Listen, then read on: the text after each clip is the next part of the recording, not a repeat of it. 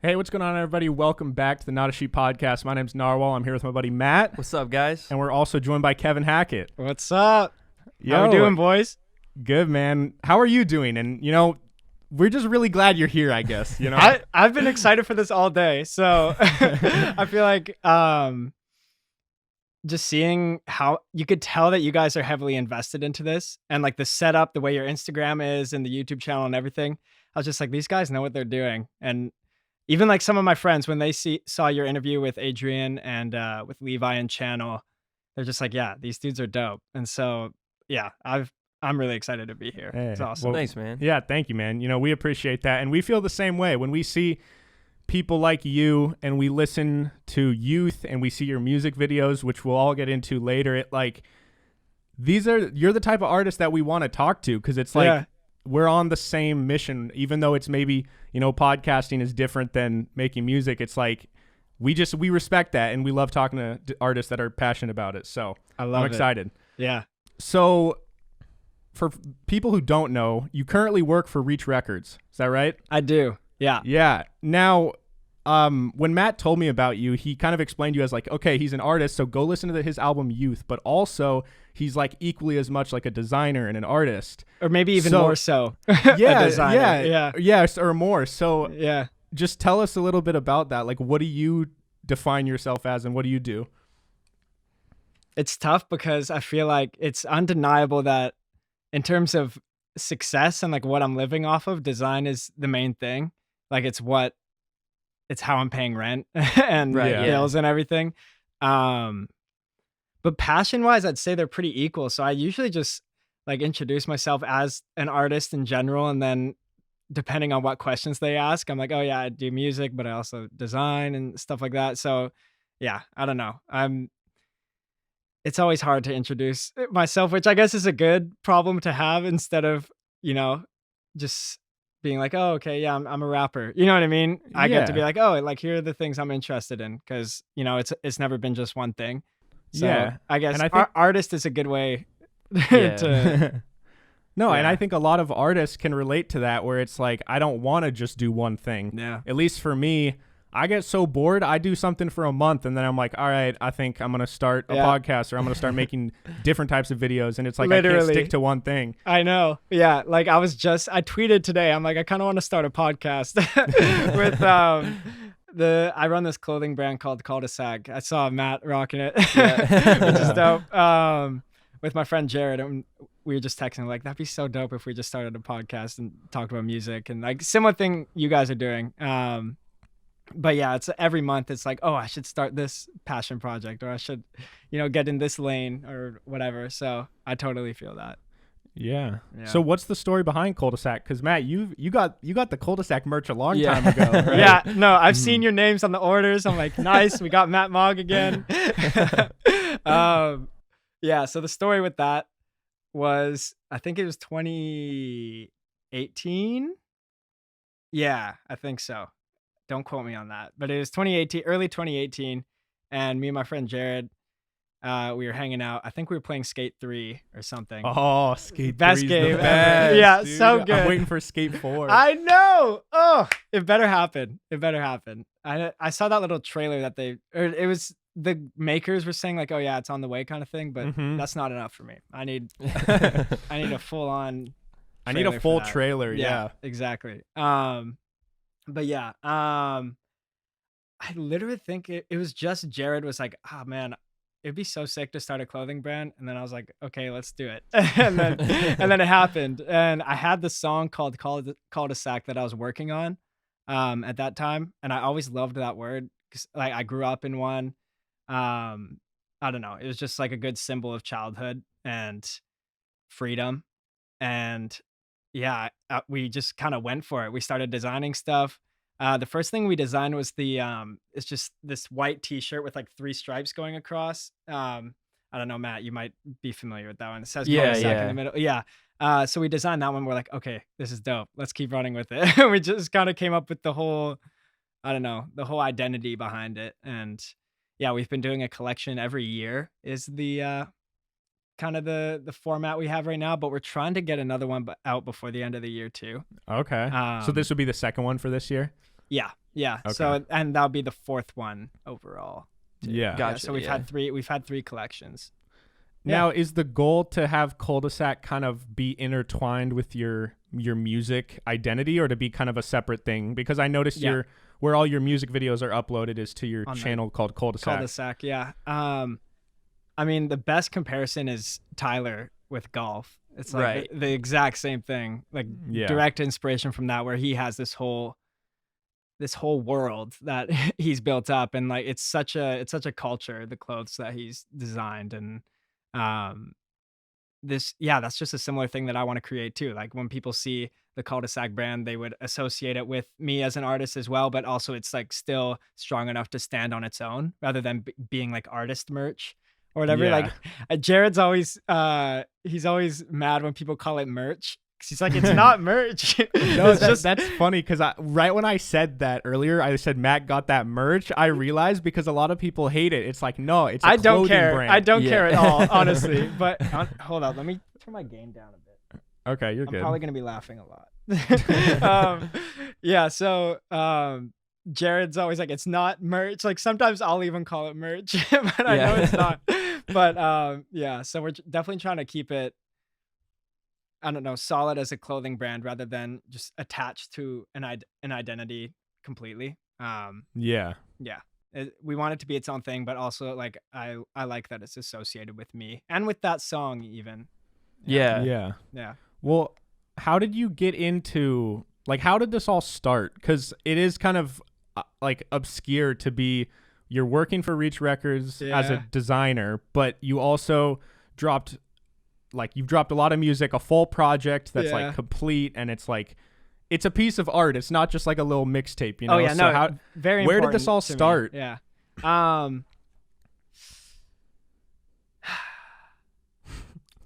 Okay, so I was it's like a lot of weird little things. But I was 13 years old, and me and my friend Cannon Mulat, you might be familiar. Yeah. So we were on this missions trip in Mexico, like building a house or something. And we just started writing songs. We were just like, oh, why not? Like we both love the same music. So we just started writing on pieces of paper and stuff like that, and coming up with melodies and lyrics.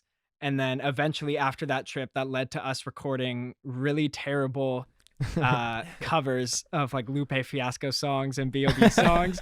So bad. Like just imagine 13-year-old kids, prepubescent, just trying to rap, and it was terrible.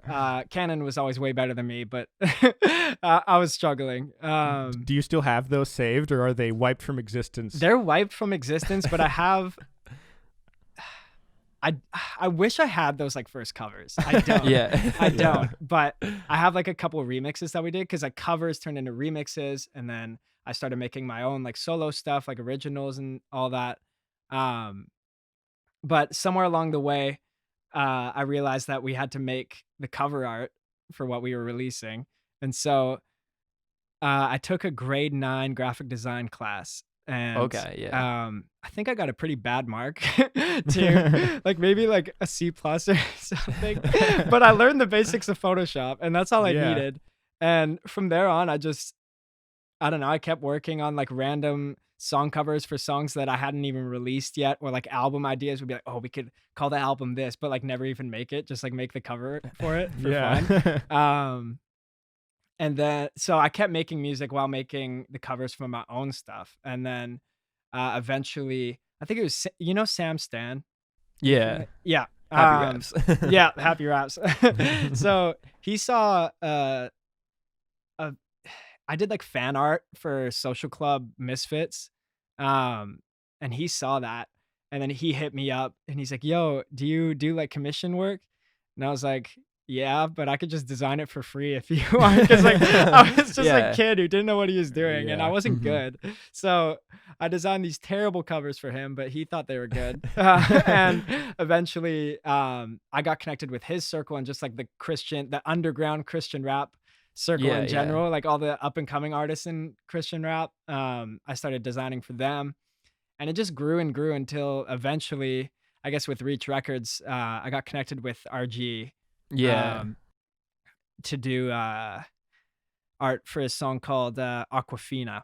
So okay. so I did that. That was the first cover I did for him. And then from there on, he got signed to Reach. I started working with him a lot. And then I got connected with the creative director at Reach. His name's Caleb. He's Trash Flower on socials. He's a really great designer. Yeah. Yeah, and I did an internship with Reach last spring. And Did you go to college or no? I'm currently in school right now. Oh, okay. Yeah. I'm part-time. I'm in my 4th year and I'm studying communication design, which is just a fancy way of saying graphic design. Yeah, gotcha. Not a big fan of it, but just getting my degree and getting out of there kind of thing. Yeah. So I did my internship with Reach and then ended up working for them full time after that. They got me on the team. So I'm currently the lead designer there. That's awesome. What is your what does your job consist of usually? Like what type of work will you be doing? I mean, day to day, I do a lot of like social media posts and stuff like that. And like single covers and promotional stories, stuff like that. Just random things here and there. But I mean, the bulk of it is like I love doing the album covers for them and like the art direction for that. Like the Gavi project and Juan Day's project. And then RG's album, we're also working on that. Just like stuff like that. I love doing that. But yeah, they get me to just design anything that they need. So yeah, it's been a really great year with them. Yeah, and I saw you got to work on the Lecrae one too. Yeah. Like, what was that kind of like going from, just being a kid working on whatever to working with Lecrae? It was nuts. Like, see, I don't listen to Christian rap that much. Mm-hmm. Like it's like at this point, it's really like I just design for all the people in it, and like that's my main connection with it. And like we could talk about later whether my music even is Christian rap, even though that's such a corny conversation at this point. Like that's not really the music I listen to. So I feel like over the past couple years, I grew apart from like being a fan of Lecrae and like all of them and everything, as one does, because I feel like I don't know. I feel like a lot of my friends went through that, where when they were younger, that was the music they listened to, and then it kind of grows from there. That's exactly how I feel. Yeah, but then like the moment that I got to post the Lecrae art, I was just like, this is insane. Yeah.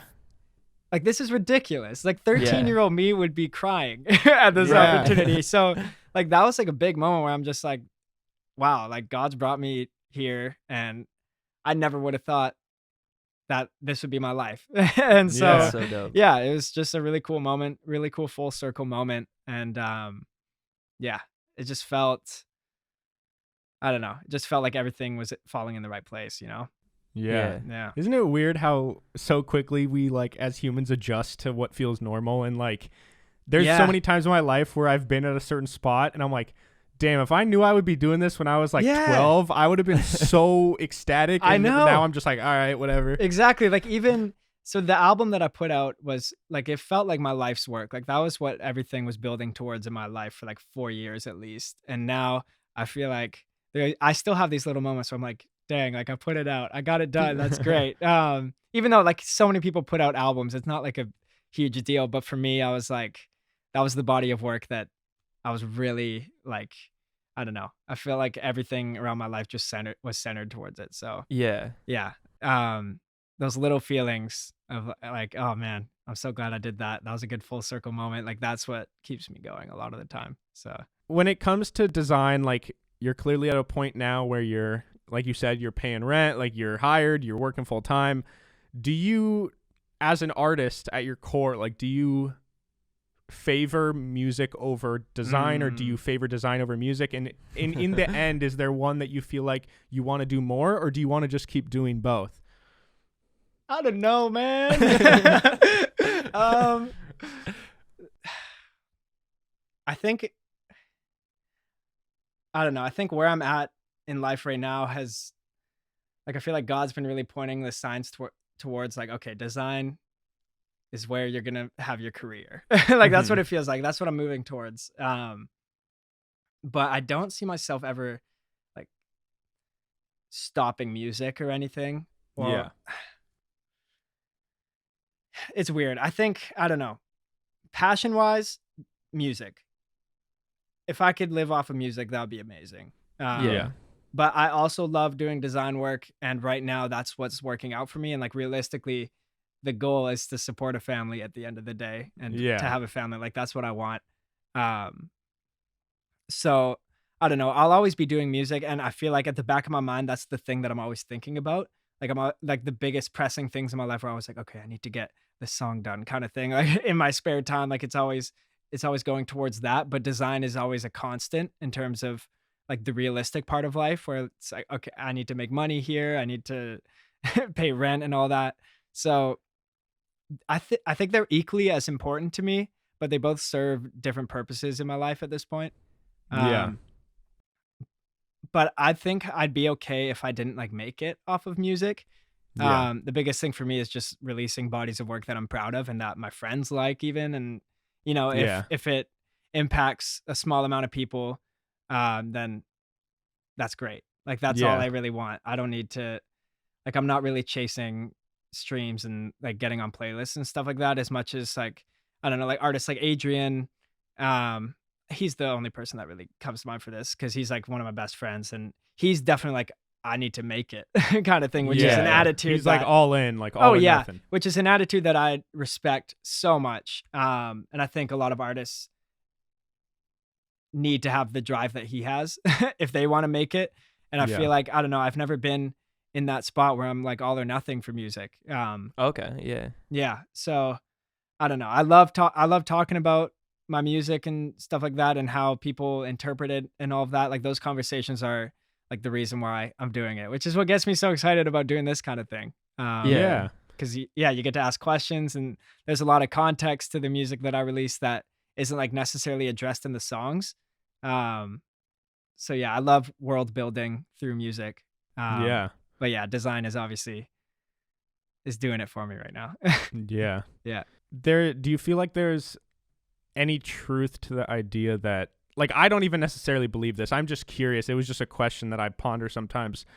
Do you think that there's something lost in creating art if you're not going all in? Like if you are trying to balance both, but you have a passion for music, but if you choose not to do it all or nothing, do you think there's some nugget that's like lost there? Or do you 100%. Think that it can be great regardless? I think so. I think, yeah, there's a certain heart in it where you know that this person is putting their life in, like this is this person's life and it's clear. And like that shows through music. And for me, I try not to lose that in my music. And that's like a very important thing to me, to make it clear, like this is something, like this is my life. Like this is how I journal everything. You know what I mean? It's that's why it took me 4 years to make an album. Exactly. Because I wanted to go all in for it. I wanted it to be as perfect as I imagined it to be, and I wanted it to be like full in terms of instrumentation. I wanted the writing to be really like concise and all of that. And that's why it took so long. And I was okay with that because nobody was really, it wasn't like I was dropping consistently. I feel like it became like a bit of a meme in my friend group, like, oh, Kevin, when are you going to drop the album kind of thing. But like, other than that, I don't know. I feel like not many people were waiting on it. So I just took my time. And now I'm at the weird point where I do feel the pressure and I do want to follow it up because I don't want people, like I've had DMs already that are like, are you still making music? I'm like, I just released an album last year. But it's only been a year. I know, but also that's just how the music world works. Like I'm not Frank Ocean.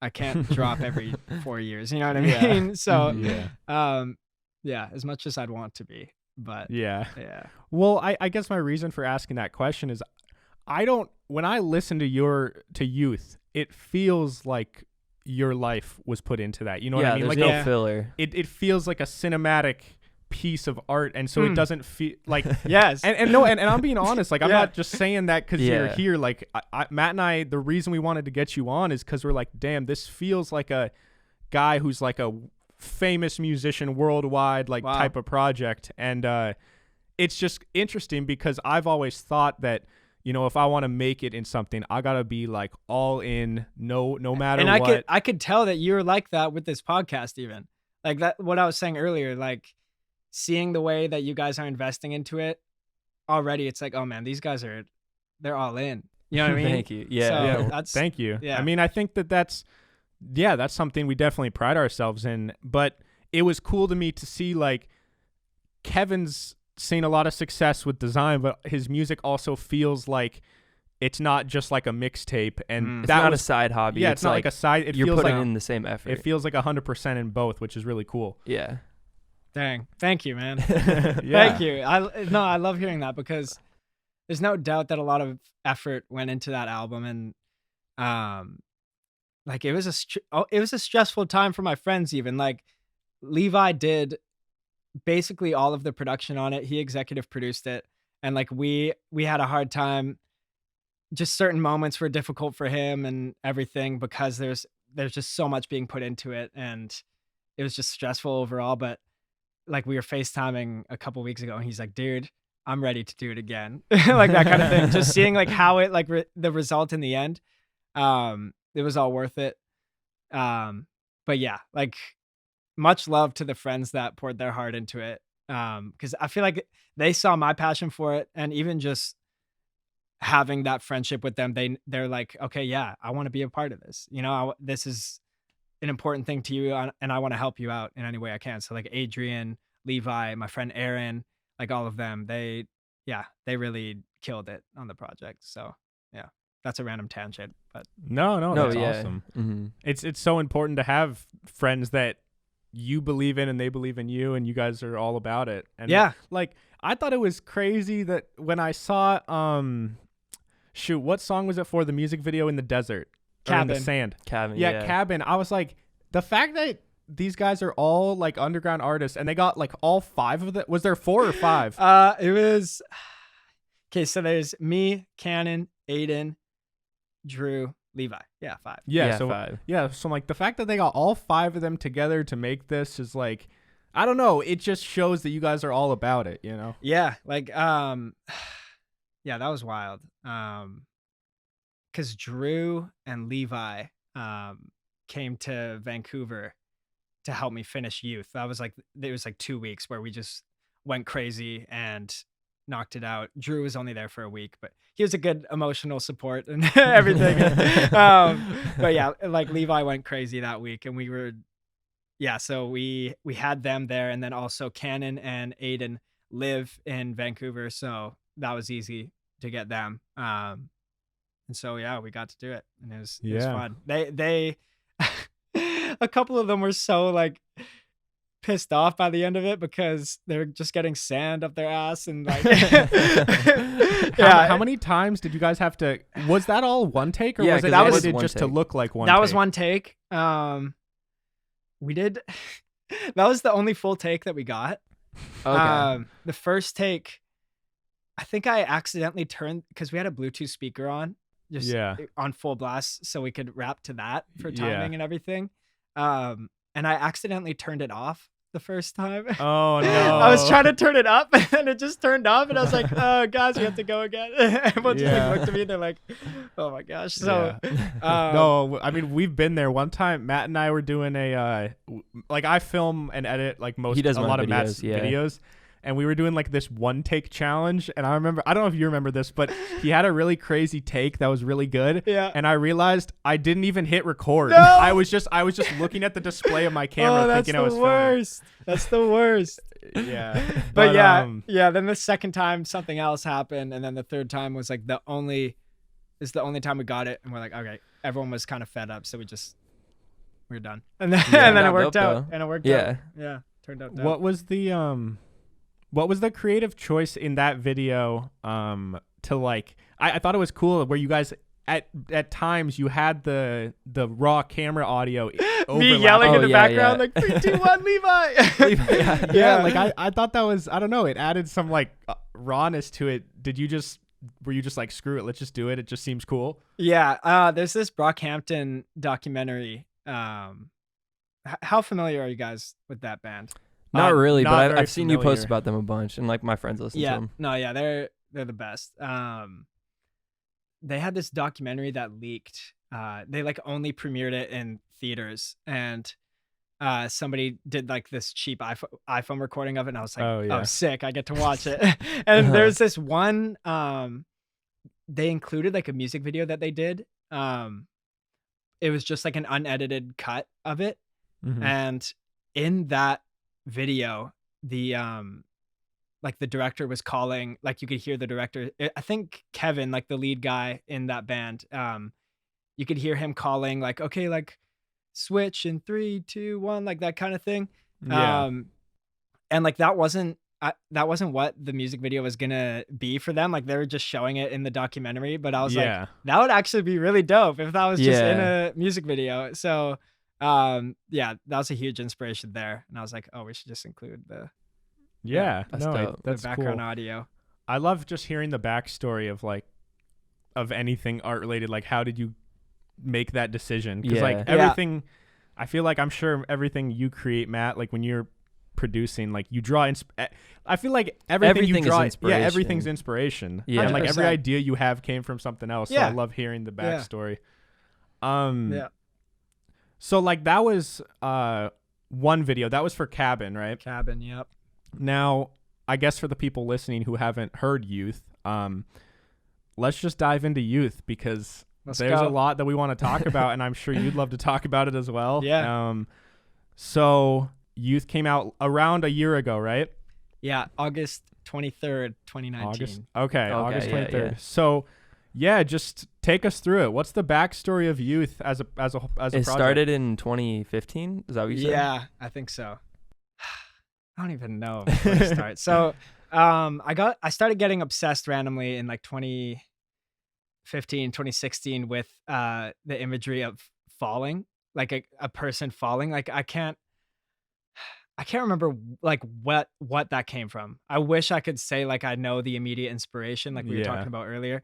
But it was just an image I couldn't get out of my head, and I was like, oh, that'd be a sick album cover, like Mhm. me falling or Yeah. something. You know, just thinking about that. And while I was thinking about that, I knew that I wanted my album to be about growing up and just being in this really weird spot in my life, like the limbo between being a kid and being like a young adult, like Yeah. about to graduate high school, like that kind of thing. So yeah, I was just caught in that. And eventually I just ended up using that whole image of me falling in the sky and hitting the water. Like that just became the story to represent me growing up. Yeah. I don't know. Do you want me to just go straight into what the metaphor is? and Yeah. everything? Just Okay. what everything. Tell us everything. The big reveal. Yeah. So there's this super long Instagram caption that I wrote like the day that Youth was coming out that explains all of it. So I'll try to just like think about what I said. Okay. It was articulated well. But anyways, yeah. So I guess the freedom was the main image of falling in the sky, and like the freedom and just discovering the world, being a kid, and just always going one direction. It feels like, you know what I mean? Like you're always getting led somewhere. Like you're not really calling the shots on where you're going. Yeah. You're just going one way. You're growing up, or I guess in terms of falling in the sky, you're going down. Yeah. And so yeah, there's like a section of the album that is kind of representative of me falling in the sky. So me being a kid, discovering the world, and even like the realization that I'm gonna hit the water one day, Mhm. which is around like the midpoint of the album where I'm like realizing like, oh man, I gotta grow up at some Yeah. point. Yeah. And yeah, so like hitting the water represents like just finally having to accept like you're gonna have to make your own decisions. You're gonna have to grow up. That's a reality that we all have to face. Mhm. Mhm. And whatever hitting the water might mean, that could mean graduating, that could mean starting university, like all those things, all those big life seasons that start, Yeah. could be hitting the water. And I guess the end of the album poses the question like, okay, am I gonna sink or swim? Like, am I gonna accept that this is the reality, and am I gonna just keep like rolling with it and not let the pressure get to me? And am I gonna make something out of this and kind of get out of the water and finally come to that full circle moment of growing up and accepting that, okay, I'm not a kid anymore, and my life isn't as simple as just going in one direction. Like now I have to decide like the next step that I make and everything. Yeah. And how scary that is. So yeah, the album just follows falling in the sky, hitting the water, and then getting out. Yeah. It's as simple as that. But And that's the 3-act structure that you sent us, that you posted about. Yeah. So yeah, Act 1 is just discovering the world, the freedom in that. And then Act 2 is realizing like, oh man, I got to grow up soon. And then Act 3 is hitting the water and getting out of it. So that's kind of how I structured it. Like I came up with the track list for the album in 2016. Wow. So I had all the song titles. I knew what I wanted each song to sound like, and it was just from there I built it from that, and I knew what the story was. It was just about actually making the songs. So yeah, that's always something that I find crazy, that I had the track list done. Yeah. Yeah. Like 3 years before it came out. That's insane. Wait, so the songs were already recorded 3 years before, or just you the just had the ideas for 'em? structure? Just like I had references for each song. I had like certain chord progressions that I wanted to use, and I had the themes for each song like all written out and everything. It was just about actually going ahead and making them. Which like the bulk of Youth was made in that last year or so. There's just like a lot of prep towards that, and like also just a lot of growing and finding my own sound and everything, because it's really like my first real album. So yeah, it was just refining, drop 2 singles from it. And like one of which came out in 2016, and I have like a completely refined version of it on the album, because it was like this weird, it's called 17, that song. Yeah, that came out in 2016, and I knew that I had to switch it up because it was so old. Yeah. And that'd just be so whack to throw that on the album. Yeah. But it was like essential to the story. So I knew I had to. So I just decided like, okay, let's make like a new version of it. Let's make it sound like, okay, what would this song sound like if I made it in 2019 kind of thing. Yeah. So, Well, that's interesting, because Matt, the other day, Matt was talking to me about his idea of, like, will you explain it? Well, so of like my project? Yeah, your song that you want to remake. So like I dropped a song or a project last year, and I had some cool songs on it, and I'm like, because of just trying to get the project done in time and stuff like that, there's all these ideas that I started and didn't really get to finish, and I'm like, this year I'm going to bring those back and really try to reproduce them now that I've grown as a person, as an artist. And it's just going to all around be better. But so that reminds me of 17. Yeah. No, that was a huge part of the process. Levi, like, because it was also weird because I didn't want to rewrite the verses because they were really important to the story. Like the whole concept of that song was I wrote the first verse on my first day of 12th grade. Okay. And then I wrote the last verse after I graduated. It was just like a personal thing. I wanted to see how much I changed, how much life changed, and like it did big time. And so, yeah, like I wanted that story to remain on the project, but some of the lines are just like so corny and bad. So, Levi was like, wait, you're not going to write new verses for this? And I'm just like, no. So like, I don't know. I still love that song. Like, are you happy with how it came out? I am. Okay. I am. Yeah. And, like at the show, people like, that's the loudest or most people. Let me rephrase. No, this. You're good. That was the one that everybody sang the loudest, was like those verses. Like everybody knew those verses the most because it's been out since 2016. Yeah. But also it's clearly resonated with people. Yeah. And I didn't want to take away from that. And so that, I feel like when I performed it at the show, that was the moment where I'm like, okay, I'm glad I kept these verses on, because these are clearly they're worth something. Yeah, for sure. They're not just like bad old writing. Yeah. Yeah. Now, in terms of this structure that you were going for, that was all planned out, very thoughtful. It just reminds me of like the 3 acts, like in film, like movies have like 3 acts, and I don't know. I guess this is gonna sound like I'm going off track, but I'm gonna bring it back, so just bear with me. But like, when I've always told people, and I've always felt that when I view my life, I view it as like a dark romance movie kind of. Like I feel like I'm like a hopeless romantic, and that's how I view my life, and I feel like that's how I live my life. This idea that, you know, you're like Ted Mosby. How I Met Your Mother. I guess so.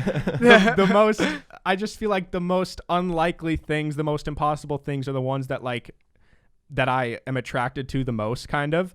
Mm-hmm. And I guess I view my life in this way as like a movie, and I try and live it out as a movie. And obviously that's not always how life works, but I guess my question is, like, when you were creating this, like, did you want it to be this cinematic experience to where it feels like it transcends music and yes, I don't know, was that the idea? Totally. Yeah, no, I wanted it to be more than, like, I wanted there to be a clear story there. And I feel like cinematic is the most common descriptor I get of youth. Mm-hmm. And I'm really happy with that, because that's something I was going for. Like, even in the transitions and everything, and even in the music videos and the clear like image of me falling, like that kind of thing, I wanted it all to feel like a movie in a sense. And like it's clear that I'm trying to bring a story here, and I'm not just throwing out a collection of songs. So I definitely took that movie approach to it, where it has a beginning, middle, and end. Mm-hmm. Yeah. Like, I guess it's a concept album. I don't know. You guys are the smart ones here. Would you define it as a concept I would. album? Definitely. I actually, it's funny you mentioned that. I texted Matt and I was like, yo, what genre is this album? And he's like, I was like, it's alternative rap, but like that's the good albums are ones you don't know how to define, I feel like. Yeah. I love that, because that's why I threw alternative on it. Yeah. The genre, because I didn't really know. Like, clearly there's some heavy rap stuff on there, but also it's just like there's sad alternative singing. Right. Yeah. You know what I mean? So I don't know. Like, I guess this is jumping ahead, but the EP I'm working on right now that I'm trying to get out in December is it's all singing. It's all like, Taylor off of Youth. Yeah. It's like that. Okay.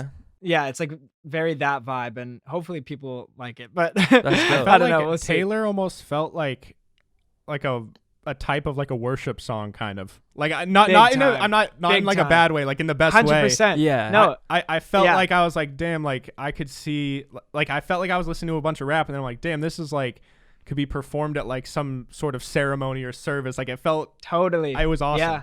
Yeah. That was definitely, like, I knew that song was gonna be like, okay, this is gonna sound like an early 2000s soft rock hit worship song. Yeah, no, like, you guys know Switchfoot?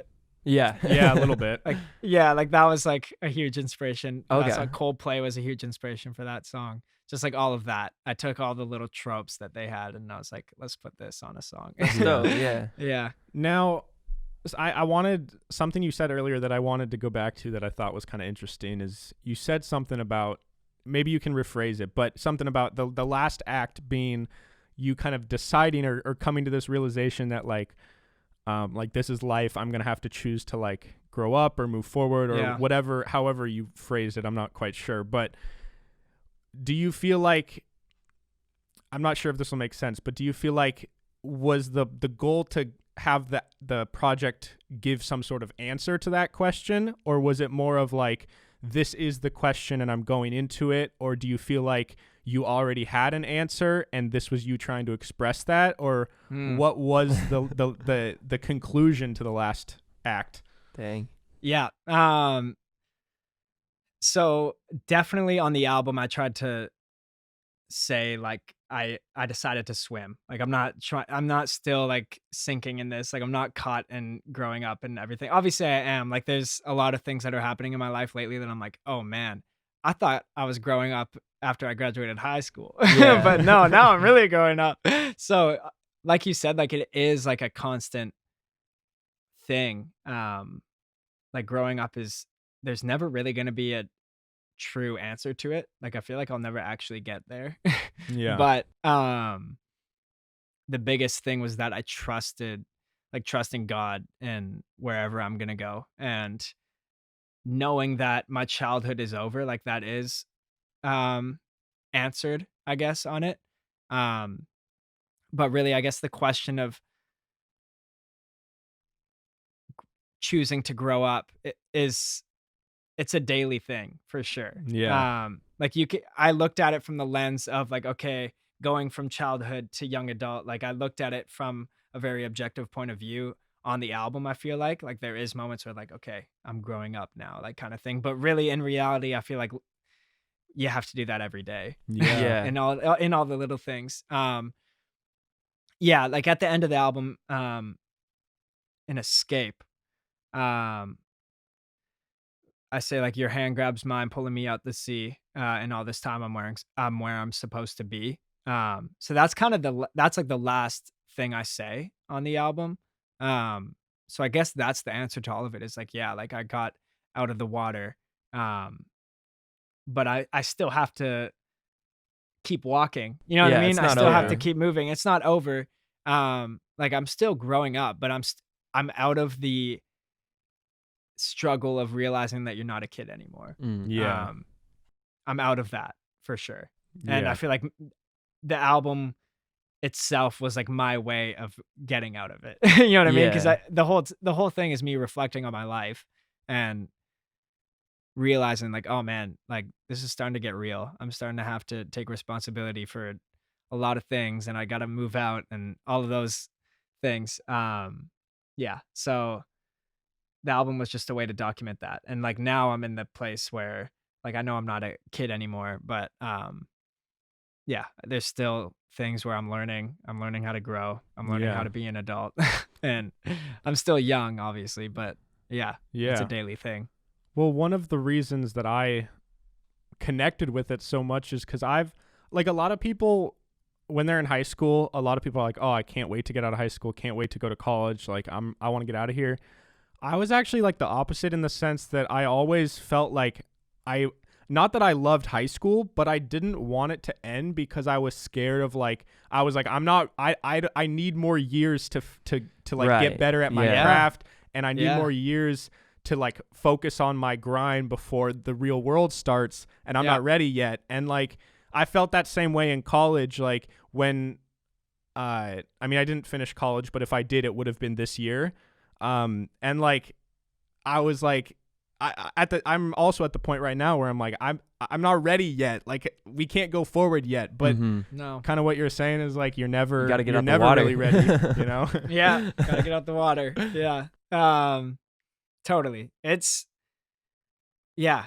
I guess this is going slightly off track. No, but, that's beautiful. That's what we love. on the topic of growing up, so this upcoming week is my last week at Reach Records. Okay. Oh. Yeah. Wow. I've loved it there. I was so comfortable in it, and it was perfect, like the perfect job for me. I was making like the money that I need to at this point. And then 2 weeks ago, I got a job offer at a advertising agency in Vancouver, which is I always knew that I'd probably end up making that switch to the more corporate art world at some point. Like what I was saying earlier, just to support a family and everything, because Yeah. my ceiling at Reach Records, I'm like, I'm almost there Yeah. already. You know what I mean? Like there's not much room for growth financially there. And so I knew that at some point I'd like make the switch, but it just came out of nowhere. And yeah, so I got the job offered because they saw the Spotify proposal. Oh, really? Let's Yeah. go. That's awesome. Yeah. Could and you so- actually yeah. no, sorry, continue I telling can this talk- first. Okay, yeah, we could go back to the Spotify thing. But yeah, so I'm starting that job next Monday. Wow. So That's dope. and I'm just like, oh man, like this might be like my career type of thing. Like I'm moving really quick into this. So definitely doing some growing up these days. But I'll always be making like I talked with my boss at Reach, and we're like, yeah, like we'll always work on the album covers for them. Like I'm gonna do RG's next cover and everything. This isn't me saying goodbye to designing for musicians at all. Yeah. But yeah, it feels like the right move for right now. But yeah, so he saw the Spotify thing and the Spotify proposal, which I'm guessing is what you wanted to talk about. Yeah, well, we talked about it on the show, but yeah, let's give a brief little backstory to like what it is. Yeah, for people who maybe are like haven't listened to the past episode. Yeah, so I had a school assignment. I had a week to work on it, and the proposal for it was design something that the world needs. And yeah, I had the whole week, and then it was due on a Thursday morning, and it was Wednesday night, and I decided classic. I decided, I should probably get this done. But then I fell asleep. I woke up. I woke up at 7 a.m. Class was at 8:30, and I was like, "Shoot, I gotta put together something for this assignment." And I came up with the idea of crediting designers on Spotify, and the whole system would be where designers would get profiles that you could go through, and they could put their portfolio there. So you could like see the different album covers that they've worked on, and that would be linked through a little tab that's similar to behind the lyrics that Genius does with Spotify, but it'd be like behind the cover art where there's a little blurb on like what went into the cover and who worked on it. And it would just give proper credits, because that's not really a thing that exists in the design world. Like people don't get like, I don't know any of the people who made these covers. Yeah. Like, you know how crazy that is? Like you should be able to find that if that's something you want to find. These inspire me every single day. Yeah. You know what I mean? And I don't know who actually made them. Like most people be like I remember when the Damn cover came, like the Kendrick Lamar cover, some people were like, "Oh, this sucks." But then other people were like, "Oh man, Kendrick's a genius for this." I'm like he probably just said like, "Yeah, it looks good." You know what I mean? Like it was all like some designer that I'd have to like scour Wikipedia for. And and as a designer yourself, you probably feel bad, like, dang, people are saying like, oh, Kendrick's a genius for this. That designer's probably sitting at home like what? Damn. Yeah, but like I feel like there's a whole other side of it where that's not really the job of the designer, is to be at the forefront of it. Like your job is to represent the album. You're not supposed to be a part of this visual. And but the thing is, people aren't getting work because they're not getting credited. You know what I mean? Like this is a matter of this has nothing to do with clout. This is solely just how can designers get work, get their work seen and get their name known, and how can they get, the clients that they need to make a living off of it, Right. So that's just a huge problem in the music design world. And I think it would just be a fun community thing too, to be able to have your own Spotify profile as a designer. Yeah. And Matt, like you said on the podcast, it should totally be a thing for producers too. Yeah. Like that's an obvious thing. And me and my friend Cannon, who like worked on Youth and everything, they commented on the Instagram post. They're like, you should be focusing this towards producers, kind of thing. But producers are already making so much growth recently. That's what I was thinking too. I'm like, I know who produced these albums. Yeah. You know what I mean? I like, that's information that's on Spotify. They have those credits and everything. And yeah, producers like they're a marginalized community, even like in the music industry world. Like they get screwed over so many times, and it's a huge problem. And the Spotify thing would totally help it. But but probably not as much. They're not the ones really in need, as much need as. Yeah. And and also just my background is in design, and like that's like I don't know, that was the sole thesis behind that last minute idea. Yeah. But I think it totally should be a thing for producers too. But I wouldn't necessarily make it like a only producers type of thing. Like I really would want to focus on designers. Yeah. Yeah. And what I'm wondering is, like, I know with music videos, like when Cole Bennett kind of took off, everyone knows who Cole Bennett is. Exactly. I wonder if with design, like it takes that one person to kind of break through, and then people will start to recognize more people. Yeah, exactly. We need that. And I got an email from the president of Spotify Canada. Really? Wow. Yeah. That's awesome. that was cool. But it went nowhere. So Okay. What did they say? Were they like, hey, we like this idea? he just said, yeah, really intriguing idea. Thanks for sharing. And that was it. What are you gonna do if they develop this and never contact you again? And they don't credit you? How ironic would that be? It's gonna happen. It's gonna happen. I'm telling you right now, like It's probably already in development. literally, because of they're your like, yeah, post. because so many people have like replied to it. We're like, oh, I'll send this to this person I know at Spotify and everything. And I'm like, yeah, like maybe that'll do something. But I've like, Yeah. I don't know. I've kind of lost hope in it. But it sparked the idea of creating. I had a tweet where I could just make it my own platform. Like I could actually just make it into a Genius type of thing, and build it up to the point where we could just partner with Spotify for it. Oh. You know what I mean? Yeah. If they don't directly want to implement it. So kind of like a platform based for designers in music. Exactly. So it would be very similar to Genius is like that's the go-to reference I think of for it.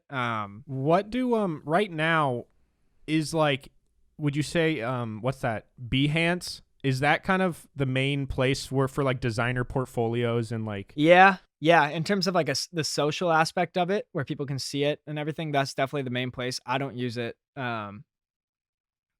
So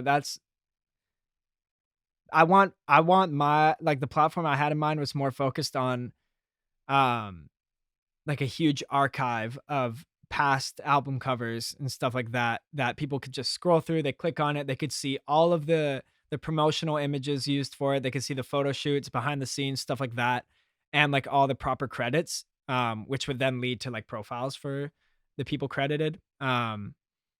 Yeah, so it would be more of like an archive than like a people sharing their work kind of thing. Yeah. Obviously, it would the main thing of it is like people would be sharing the album covers that they've designed and they'd have their portfolio set up and everything. But really, it would just be like fun to go through like all these different album covers and to get to actually see it all organized and get to see the visual worlds that people are creating that we don't really get to see in one place, you know? Yeah, definitely. 100%. Yep. Well, relating to visuals, because you know the album covers are one thing, but another thing are the music videos. And holy shit, your music videos are awesome, dude. Bro. Thank you. I can't take all the credit because a lot of the stuff that wows people is my friend John Cole that I direct all my videos with. He does all the crazy visual effects and everything. Yeah. Really, I just do like the story for it and like come up with, I don't know, like I'll have the idea of like, okay, we could use the doors as like the transition. Oh, like, yeah, you know what I mean? yeah. Like stuff like that. But like he actually goes in and does all of like the big heavy lifting for that. Yeah. So he's like the main reason why my music videos are, I guess, impressive Yeah. for like the level that I'm at. Cause it looks like some stuff that a label would pay for. Dude, it it's literally, like Matt and I were talking about it, and we were like, dude, these are better than like big Yeah, budget better. music videos. Yeah. And like you want to know what my budget was for those videos? What? Guess. Like $0. or- Yes. or Okay. pay- $0. Paying John. It was, yeah, like I tipped John and that was it. But like in terms of like all of the like props and like camera and stuff like that, we were just like, let's just use what we have already. Right. Like, Yeah. we're not trying to, like, that's another thing with not being all in on music is I'll like try to find ways to just not spend money on it. Mhm. Yeah. Like youth, because me and Adrian kind of have this, like, we have a good working relationship where I'll make his album covers. I won't like ask for money or anything for them. And then like he'll mix my stuff and he won't ask for money, but we'll just like tip each other and stuff like that. Right. Yeah. So that just allows me to basically make music way cheaper than a lot of people are. Yeah. Because I Yeah. have so many of my friends involved in it and it's something they want to be involved in. But obviously I would hate to like not compensate them if they're feeling like they need to be. So like in that situation, obviously I'll do that. But yeah, a lot of it is just like working together and wanting to make something great. So Yeah. Now, earlier you mentioned your kind of like obsession or intrigue by the idea of like falling through the sky, Yeah. and that's the album cover. Yeah. Which, first of all, also guys, you should follow Kevin on Instagram because he has the coolest posts since he's a designer. Like his Instagram is just like sick. But I know I saw your you posted like the before and afters of some of your edits. Yeah. And the one with the album cover, like it's so sick. Thank you. Yeah, dude. Yeah, no, I'm like literally working with nothing but a camera and a trampoline. So yeah, no, I mean, I think one of the coolest things is like about designers is being able to see like you can really turn nothing into something just with a little creativity, and like you could do it like with an iPhone and a laptop, and like you can make a lot of cool stuff. But I noticed, so first of all, your visuals are absolutely insane. Thank you, and man. like you said, shout out to John Cole. He edits them, right? Yeah. Okay. So, he's my narwhal basically. Yeah, I guess so. But he's what was I going to say? Oh, what was the music video? Was it for Cul-de-sac with all the doors? Yeah. Okay. That was like the main album music video type of thing. Like I released that video a week before the album came out. Like that was like the main rollout type of. Yeah. And I noticed one of the cool transitions was like through a door, and then it had the same symbolism of like the feet in like the water or whatever. Yeah. Yeah. Like being in the water. I don't know if I remember that correctly. Yeah. Being in the water. And then there was like, I don't know if it was the same video or the video for what was the other one? Nosebleeds, where like the train. Like dude, there was just so How'd you many get on that cool train, shots, bro? Dude. Wait, no. They always want to ask how I got on the SkyTrain and not how I'm doing, man. It's ridiculous. No, but like being a videographer and editor, like I can't edit anywhere near that crazy. Yeah. But like when I watch music videos, I can appreciate them and be like, damn, that's really hard to do. And when I watch these, I'm like, this had to have taken months. Yeah. Like nine long? Months. Oh Dang. my gosh. Yeah, we work slow here at Cul-de-sac. Yeah. But it's all dope. Yeah. Yeah. How did you guys go about like what was kind of some of the practical like decisions? Like how did you go about doing all the different door stuff and then like with all the different creative edits? Like break it down, like what did you guys do to film those? So at John's work at the time, I think he found a door, and we wanted to have the frame around it, and like we wanted it to just be like your classic plain white door, something that we'd be able to walk in and out of, that kind of thing. Very Monsters Inc-esque. So we took it to all the locations that we went to. Some of them John edited some of them in there. Like I think on the beach scenes, you could tell that the door is just like comped in there, and it's obviously fake. But like you can't even tell. That's what's crazy. We always look back on stuff and we're just like, oh yeah, that could have been better, but whatever. Yeah. Well, you're seeing it from the different perspective. Totally. Though, yeah. no. Like, we haven't seen what it looks like unedited. Exactly. I honestly thought you guys had like 9 doors. Oh yeah, because when I saw the them scene all in the cul-de-sac. Yeah, that was.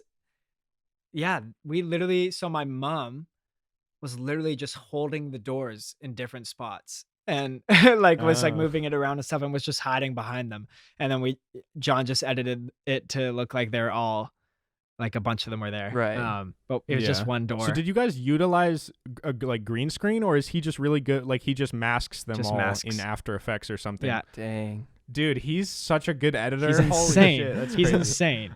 That's why I can't take any credit for it. That's all him.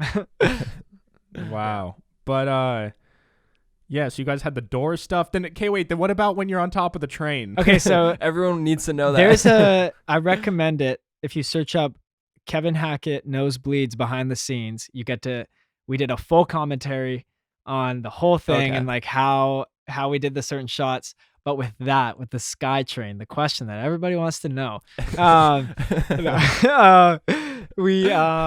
got on top of a car, and it was just like a pale blue sky behind me, and I had to get elevated. So we just stood on top of John's car, and then he filmed me as if like the SkyTrain was going by. So like I would just have to like rotate myself as if I were like like as if it was just like a different, you know what I mean? Like as it's going Different by, you're gonna see a perspective. different perspective. You're gonna see like, yeah, this side of me as it's going by. So I literally just stood there and like would turn as he started recording, and he just Yeah. put me on top of the SkyTrain. We just filmed like a SkyTrain going by, and Yeah. That's dope.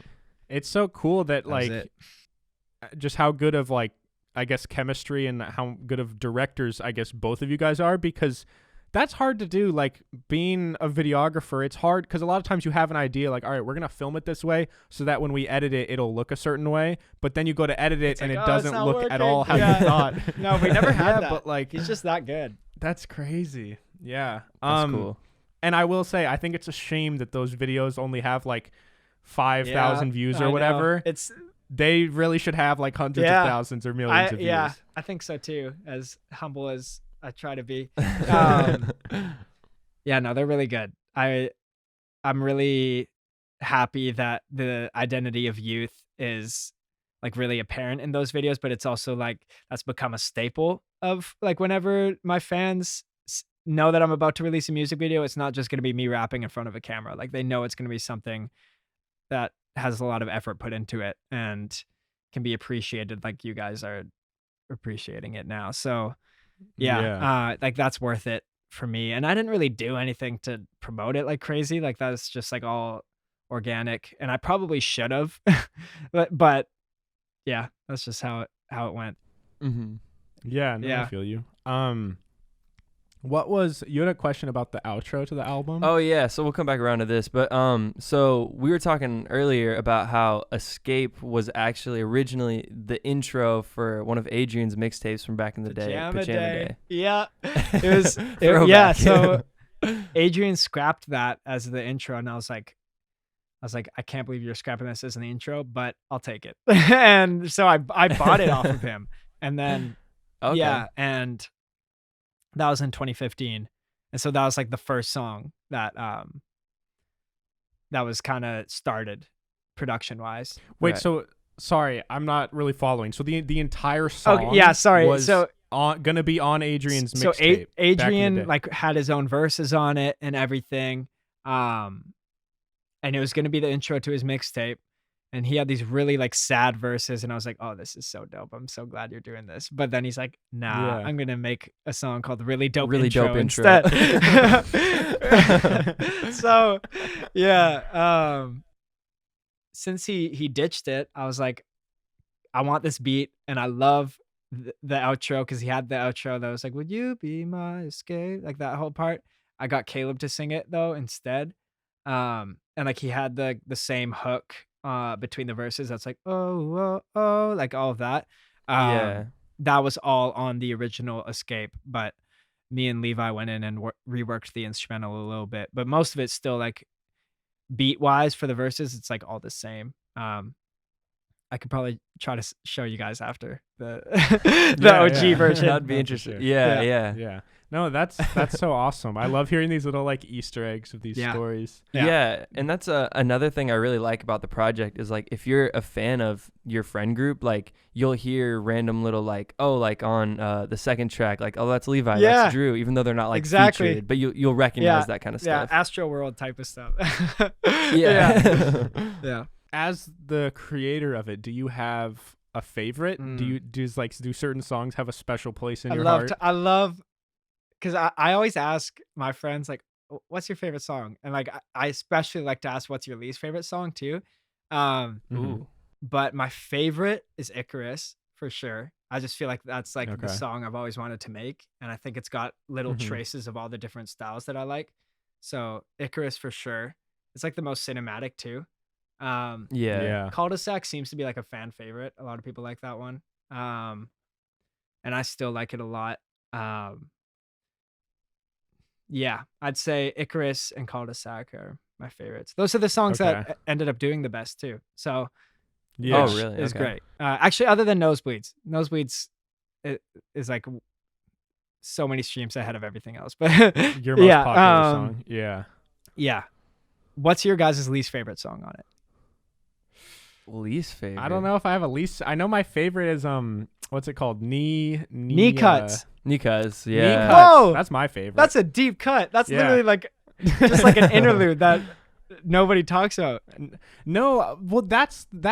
It's funny you mentioned that because like when I was drafting up these questions, I was re-listening to it, and there's songs that I feel like people overlook, and like when a song is shorter and maybe feels more like an interlude, I feel like people don't view it as a song. They view That's it how as I felt about on like J. Cole's album, like Saint Tropez. Like everyone overlooks that song, but it's like a classic to me. Yeah, no, and I like the song. I also really like when artists have like skits and that are if it's like well done. If it's a well done skit and it like and tells stuff. a story.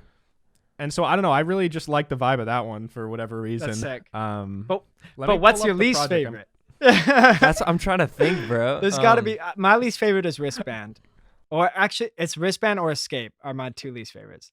I can't believe you want to know. Because for me, favorite. I feel like there's more growth in knowing what people, like what didn't hit for people. You know what I mean? Because I'm the kind of person who needs those kind of opinions. And yeah, it's great when I know what like does well and what people connect with. But I also want to know like because there's so many different genres and styles on the album. Specifically, I like asking what people's least favorite is because it kind of shows which style of music that I need to work on further. You know what I mean? Yeah. But yeah, hit me with it. Are you... I don't know. Matt's looking right now, but while he's... Oh, no, you go. I was just going to say that it's not that there's like one that's my least favorite because I think the album flows really well. So I like understand why every song is there. I might say Knee Cuts, not to go like complete opposite of what you were saying. I still like the song, but I don't know. Yeah, it's just kind of like, I don't know. Totally. Yeah, it's like like if you had to get rid of one song, it would be that one. Yeah. Right. Yeah. That's how I feel. When you, what you were just saying earlier, like when you hear feedback and you realize, all right, this song's hitting, this song's kind of a miss. I feel like people have different perspectives. Some people think, all right, if this one's missing, I got to work on that and make that better. And other people are like, all right, if this one's not working, I'm just going to double down on what is working. What's your kind of approach to it? Do you try and, like with this upcoming EP, is that what you said? EP. You have an EP coming out, which we could talk about. I don't know how much you want to talk about. We could totally talk about it. Yeah. I guess going into that and creating that and just your songs going forward, what's your mindset? Like, do you try and improve what people didn't like, or do you just focus on what you're good at and what you like doing? I have yet to find out because Youth felt like my real like first step into releasing good music. You know what I mean? Like everything before, like I had like 3 or 4 albums before that, but they're like, you can't find them anywhere. You know what I mean? Like they didn't really have an audience compared to this. So I guess I'll find out. Like right now, my approach to it, it's weird because the style that I'm working on right now is a lot different. Not a lot different from Youth. It's got traces of Youth in terms of like how cinematic it is and everything. Like it's still very like full sounding. But I think just in the back of my head, I know that it's different from Youth simply even because there's no rapping on it. So it's hard to compare it. It's hard to think like, what am I improving on and everything? So I'll get back to you on that when I start working on the next album. Yeah. Okay, gotcha. For sure. What is this upcoming EP? What was the inspiration behind it? What was Falling in Love? Your idea when making it? It's a little love project. What's it gonna be called? Let's go. Yeah, so it's a 3-song EP, and like the track list spells out a little sentence. I won't say what it is yet though. Okay. Yeah. I'm shooting for December. So it's not actually 3 songs, but it's like 3 songs, and then the last song on it is a stripped version of the 3rd song. So yeah, I have the stripped version of the last song, and then half of the 2nd song done. So I'm actually doing a little retreat next week to my friend's cabin to start and finish that 1st song and probably the 2nd song too. So hopefully a lot of it will be done by the end of that. But yeah, shooting for December with it. It's all singing. probably, unless I decide to randomly add a rap verse in there. And yeah, it's about falling in love for the first time. And the theme is kind of comparing falling in love to falling asleep. I really need to get over my obsession with falling in general, but yeah, so that's kind of what I can say right now. One of the songs is on streaming. It's just not under my name. Yeah. Oh. Whoa. So, I remember you tweeted about that. Oh, so if people really people have found it. People have found it. Somebody Shazammed a live stream that I did and found the song. Smart. That's awesome. And yeah, that's crazy. So I'll let you guys know afterwards, like what it is and everything. Because I want to get your thoughts on the song and everything. Yeah. Okay. Yeah. Dope. You said you need to get over your obsession with falling, but you could just be that guy where like every project you ever make has some connection to falling. It's like it's what ties it all together. I think because the next album is continuing off of Youth. It's not Youth 2, but it's gonna be like it's still like a part of the story. Like it's gonna take it's gonna start from when I get out of the water. Like I already know what the first little trailer I'm gonna post. I already know what it's gonna be and everything. Okay, so that's awesome. I know like what the next story is kind of gonna look like. So it'll probably reference falling, but in terms of like the album art and everything and the videos, it's like, okay, I'm done with that. You know, I gotta find like the new thing. But it's also cool that I've kind of had a staple on it now, because whenever like people have, somebody did like an album cover and the song was called Youth, and like the art had somebody falling on it. And like immediately people were just going off in the comments. We're like, you stole from Kevin. Like you suck. No. Like this guy, they're going crazy. And it was nuts. It was like 40 comments of people just like roasting this dude. And then the dude like DM'd me. He's like, yo, you got some passionate fans. And so even though a lot of it was literally just my friends. So yeah. So I feel like I'm glad that whenever people think of like the image of somebody falling in the sky, like they know that I've kind of run that to the ground in like the best way. Yeah. I feel you. Now, with this upcoming EP and obviously Youth, and you've been working with a lot of artists for a long time now, and they obviously respect you as a designer. Do these people that you work with, do they show love to your music? Do they view you as an artist? Such a good question. Like, or do people just be like, oh yeah, that's Kevin, he makes music sometimes, and like don't really take you seriously, or what? I think it's it's more the latter. It depends though. Like people like RG, he'll like when Youth came out, he was reposting it like crazy. He's like, this is all I'm listening to. Like he was heavy on the support with that. So that was great. And like the bigger artists that I work with, they don't really care. You know, like they haven't shown love for my music, which is fine. They don't need to. Because I'm just like they're my client, you know what I mean? It's a business thing, and my own whatever I'm doing on the side, they don't need to, you know, worry about that. So they don't have to show love, but it is, as an artist, it is nice when it's like, although this is a client, it feels nice when someone shows like love outside. I agree, and those are the clients that I want to work with. But yeah. I don't know. I feel like that's one thing I noticed is I think Youth could have gotten a lot more love from other artists in the Christian rap community specifically, like the people that I designed for, because I'm pretty confident in that album standing like well against the albums that they're putting out. You know what I mean?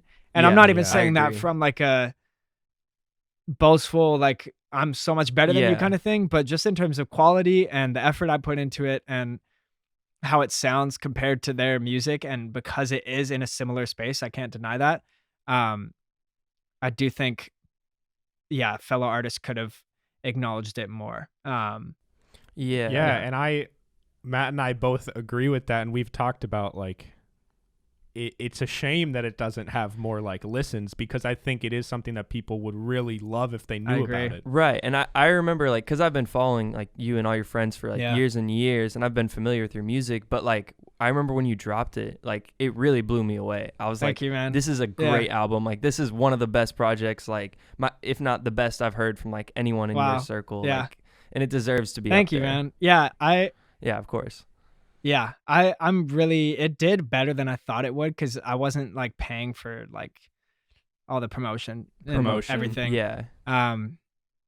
Has like 400,000 streams total, which is amazing. Like I would never think that I'd be at that point off of my first album, but I totally agree that there is a market and a similar just demographic as people like you, Matt, that would really like they would really find a lot of value in it, and I think 100%. I wish it reached them, but I didn't. Yeah. Like for a lot of it. Like even I'm thinking like NF 21 Pilots, like the fan bases that people hate. I feel like they would have loved you. You know what I mean? Yeah. Yeah. Well, when I also think like I'm a big fan of John Bellion, and I feel like the project felt as complete Human as Condition? one of John Bellion's. Yeah, as like the Human Condition, which I love, and I just felt like people who like that could respect Youth as well. I know. I know. It's a bummer. Do you think that going forward, are you gonna try any sort of like paid promotion or different type of ads or probably? No? Yeah. I'll probably. I'm gonna work with a manager next time too, who could actually get like playlist placements and stuff like that. Because really it was 100% organic. Youth, and I'm happy that it did as well as it did with that. And I feel like it got more local love than anything. Like I was able to play a show in front of 200 people off of it. You know what I mean? Like that kind of thing. But yeah, I think for the quality of the music, I think it does deserve more love. Yeah, definitely. Agreed. What was it like getting to perform your whole project in your hometown in front of 200 people? That's got to be pretty crazy. Like, oh man, I was so freaked out beforehand because I've never performed a solo show in my life. I performed with Levi and Drew in Oklahoma in 2016, but that wasn't even wasn't really my first show. I was just kind of like I was with them. It was a small venue kind of thing. It was more of an intro into live performing in general, but this was like, okay, my first live performance of my own music and everything. It was amazing though, because I got to see so many people from different parts of my life just all together in one spot days before COVID. Yeah. Oh, yeah. Really? If the show was 4 days later, it would not have happened. It would have been canceled. And so, yeah, it felt like the swan song to live music and also to being able to see all the people that I love in one place like this. Like I feel like I won't get that for a while because of COVID. Yeah.